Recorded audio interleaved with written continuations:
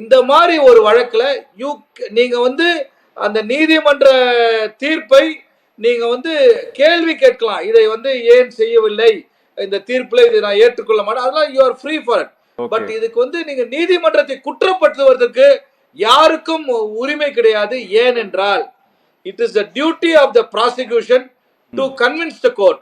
It is duty of the defense lawyer to convince the court that his client is innocent. It is the duty of the prosecution to convince the court and say the accused has committed the crime.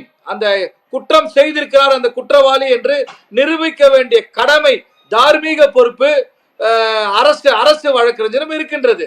அப்படி இருக்கும் பட்சத்தில் இந்த இருவருடைய வாதங்களையும் நீதிமன்றம் கேட்டு அந்த நீதிபதி ஒரு தீர்ப்பை வழங்குவார். இதுதான் நடைமுறை.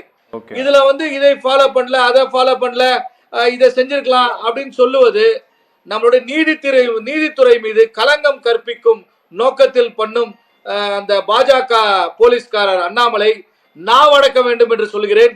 அண்ணாமலைக்கு போலீஸ் வேலையும் தெரியல, நீதிமன்ற நடைமுறையும் தெரியல, எப்படி சட்டம் செயல்படுகிறது தெரியல. இதுதான் நம்மளுடைய தமிழ்நாட்டின், அதாவது கர்நாடகால ஒழுங்கா வேலை செய்யலாம், தமிழ்நாட்டுக்கு ஓடி வந்து நான் ப்ரௌடு கன்னடிகான்னு சொல்லி கொண்டிருந்த ஒரு நபர் இப்போ நீதிமன்றத்தின் மீது குற்றம் சுமத்துவது எனக்கு நான் வன்மையாக கண்டிக்கின்றேன்.